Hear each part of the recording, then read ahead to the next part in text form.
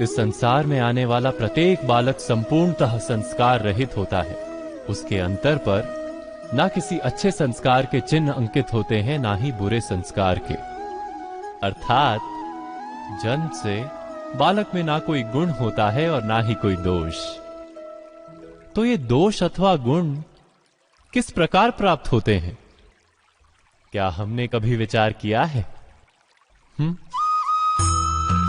जो बात माता पिता के मुख से निरंतर सुनी जाती है, वही बात उनकी संतानों के हृदय का संस्कार बनती है। जैसे किसी गांव में नदी तट तक एक पगडंडी बन जाती है केवल उस मार्ग पर बार बार चलने के कारण।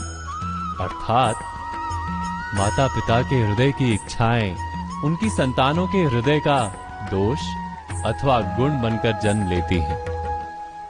क्या ये सत्य नहीं? पर फिर भी जब उनकी संतानों में कोई दोष दिखाई देता है तो माता पिता आश्चर्य और दुख से भर जाते। माता पिता का हृदय ये प्रश्न करता है कि उनकी संतानों में ये कुसंस्कार आए कहां से।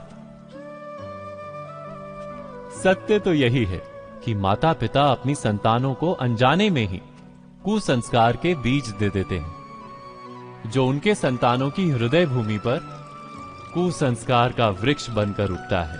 अर्थात अपनी संतानों को सुसंस्कारी और धर्ममय बनाने की आशा रखने वाले प्रत्येक माता पिता को प्रथम अपने हृदय की इच्छाओं पर अंकुश रखना क्या अनिवार्य नहीं?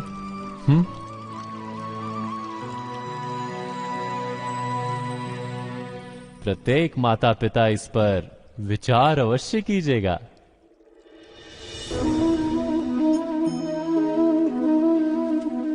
मनुष्य का स्वभाव है कि वो स्वयं को, अपने परिवार को, अपनी संतानों को अधिकतम सुख प्राप्त हो ऐसी इच्छा रखता है।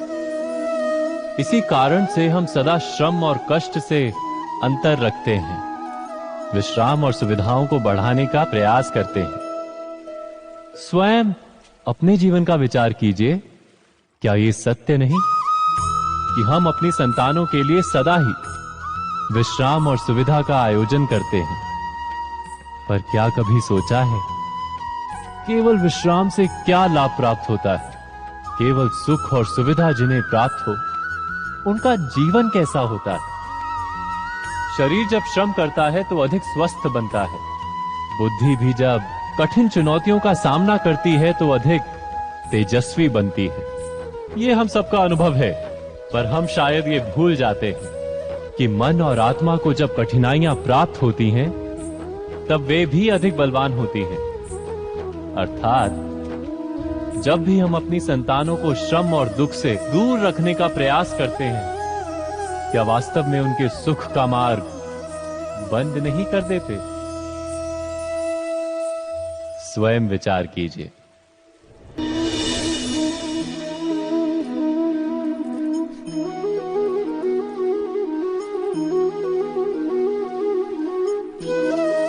ज्ञान प्राप्ति सदा ही समर्पण से होती है, यह हम सब जानते हैं। किंतु समर्पण का वास्तविक महत्व क्या है? क्या हमने कभी विचार किया? मनुष्य का मन सदा ही ज्ञान प्राप्ति में विभिन्न बाधाओं को उत्पन्न करता है।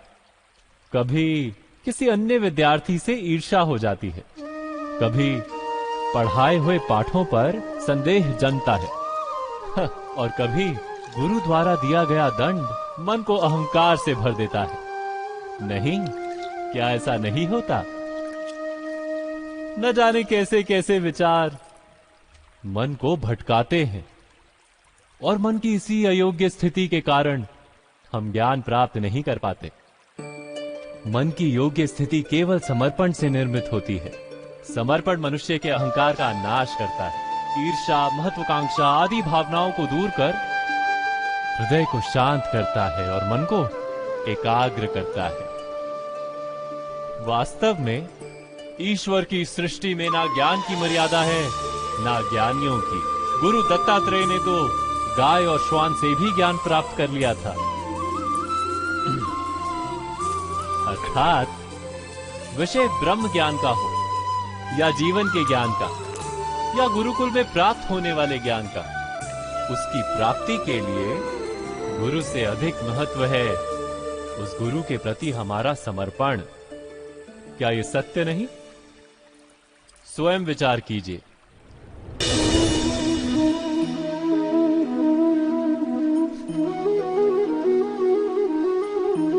एक ही गुरु के पास शिक्षा प्राप्त करने वाले सारे शिष्य एक समान विद्या प्राप्त नहीं कर पाते।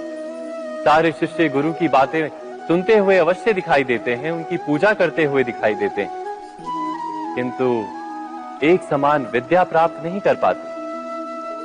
क्या कभी विचार किया है ऐसा क्यों होता है? सत्य तो यह है कि विद्या प्राप्त ना कर पाने वाले शिष्य समर्पण का दिखावा तो करते हैं, किंतु समर्पण का वास्तविक अर्थ नहीं समझ पाते। गुरु के चरणों में फूल चढ़ाने से अथवा गुरु का आदेश मानने मात्र से क्या समर्पण सिद्ध होता है? नहीं। समर्पण का वास्तविक अर्थ है जब गुरु के प्रति मन में कोई संदेह ना रहे, गुरु के मुख से आदेश निकले उससे पूर्व शिष्य उस कार्य को पूरा कर दे। गुरु के विचारों के साथ शिष्य के विचार एक हो जाए।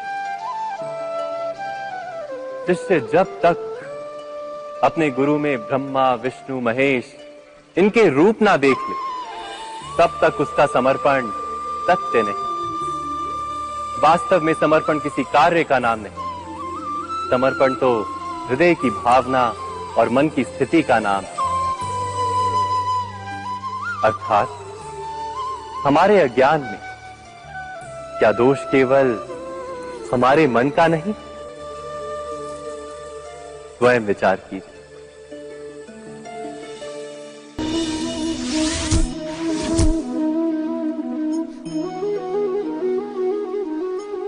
श्रेष्ठता का क्या अर्थ है? श्रेष्ठता का अर्थ है दूसरों से अधिक ज्ञान प्राप्त करना। अर्थात मूल्य इस बात का नहीं कि स्वयं कितना ज्ञान प्राप्त किया, मूल्य इस बात का है कि प्राप्त किया हुआ ज्ञान अन्य लोगों से कितना अधिक है। अर्थात श्रेष्ठता की इच्छा ज्ञान प्राप्ति को भी एक स्पर्धा बना देती है, और स्पर्धा में विजय अंतिम कब होती है?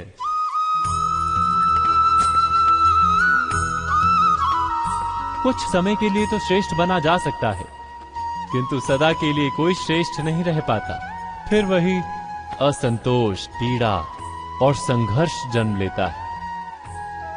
किंतु श्रेष्ठ बनने के बदले यदि उत्तम बनने का प्रयत्न करें तो क्या होगा? उत्तम का अर्थ है कि जितना प्राप्त करने योग्य है वो सब प्राप्त करना, किसी से अधिक पाने की इच्छा से नहीं, मात्र आत्मा की तृप्ति हेतु कुछ प्राप्त करना। उत्तम के मार्ग पर किसी अन्य से स्पर्धा नहीं होती, स्वयं अपने आप से स्पर्धा होती है। अर्थात उत्तम बनने का प्रयत्न करने वाले को देर अबेर सारा ज्ञान प्राप्त हो जाता है, बिना प्रयत्न के ही वो श्रेष्ठ बन जाता है। किंतु जो श्रेष्ठ बनने का प्रयत्न करता है वो श्रेष्ठ बने या ना बने, उत्तम कभी नहीं बन पाता।